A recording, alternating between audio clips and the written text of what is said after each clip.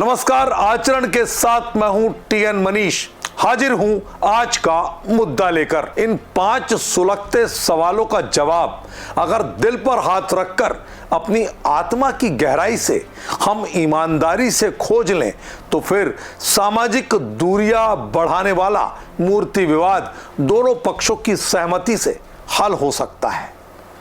तो शुरू करते हैं आज का आंखें खोल देने वाला, गहन चिंतन कराता मुद्दा, सामाजिक दूरियां बढ़ाता मूर्ति विवाद। मध्य प्रदेश हाईकोर्ट की ग्वालियर खंडपीठ में अंबेडकर मूर्ति को लेकर चल रहा विवाद एक बार फिर भारतीय समाज की गहरी खाई को उजागर कर रहा है। ये विवाद सिर्फ एक मूर्ति का नहीं बल्कि मनुवाद, ब्राह्मणवाद, जातिवाद, दलितवाद जैसे शब्दों के इर्द गिर्द घूम रही उस राजनीति का है जो दशकों से भारतीय समाज को बांट रही है।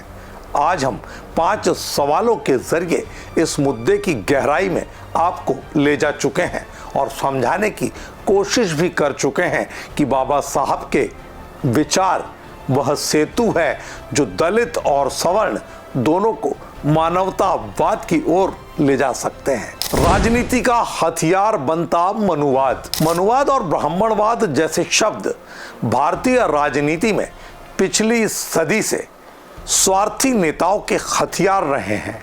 मनुस्मृति, जिसे मनुवाद का आधार कहते हैं, धर्म आधारित वर्ण व्यवस्था की वकालत करती है, न कि जन्म आधारित जातिवाद की।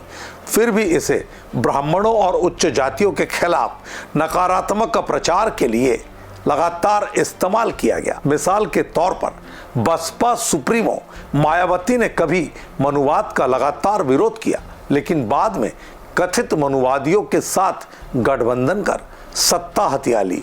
दूसरी ओर ब्राह्मणवाद को हर उस व्यवस्था से जोड़ा जाता है जो जन्म के आधार पर विशेष अधिकार देती है, चाहे वो पुजारी बनना हो या आरक्षण। लेकिन क्या ये सिर्फ ब्राह्मणों तक सीमित है? नहीं, ये हर उस मानसिकता का प्रतीक है जो योग्यता के बजाय जन्म को तरजीह देती है। मूर्ति पूजा के विरोधी थे बाबा साहेब अंबेडकर ने हिंदू धर्म को आदेशों और निषेधों की खिचड़ी कहा था, जिसका आधार जाति है। वे मूर्ति पूजा के खिलाफ थे और समता, स्वतंत्रता और भाईचारे की लगातार वकालत करते थे। ग्वालियर का विवाद हमें ये सोचने पर मजबूर करता है, क्या हम उनकी मूर्ति को लेकर लड़कर उनके विचारों को भूल रहे हैं? दलित समाज के लिए अंबेडकर सम्मान के प्रतीक हैं, लेकिन सवर्ण समाज को भी उनके संवैधानिक दर्शन को अपनाना होगा। वकील होने के नाते हमारी पहली आस्था संविधान में होनी चाहिए, जो हमें मानवतावाद की ओर ले जाता है। ये बात ग्वालियर के दोनों पक्षों के वकीलों को समझनी होगी। मानवतावाद के दुश्मन है सारे वाद, मनुवाद, ब्राह्मणवाद, दलितवाद, अंबेडकरवाद या कोई और वाद। ये सभी मानव के बीच भेद पैदा करते हैं। ग्वालियर का मूर्ति विवाद हमें ये सिखाता है कि प्रतीकों से ज्यादा विचारों को अपनाने की जरूरत है।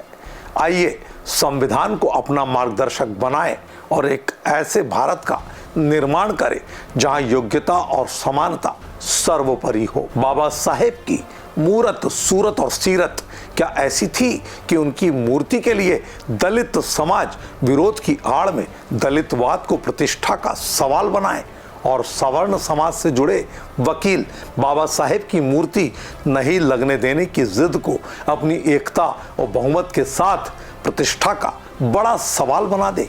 क्या न्याय के मंदिर में हम संविधान की आत्मा को कुचलना चाहते हैं?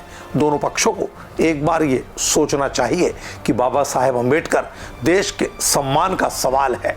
उनकी मूर्ति लग जाने पर भी क्या उसके समर्थन में आए वकील साल में 2 बार यानी उनकी जयंती और पुण्यतिथि के अलावा उस प्रतिमा की तरफ झांक कर भी देखेंगे जिसे लेकर वो आवाज बुलंद कर रहे हैं? आज के मुद्दे में इतना ही। नमस्कार। देश दुनिया की सभी खबरें देखने के लिए जुड़े रहिए आचरण न्यूज से। आचरण न्यूज, हर कदम आपके साथ।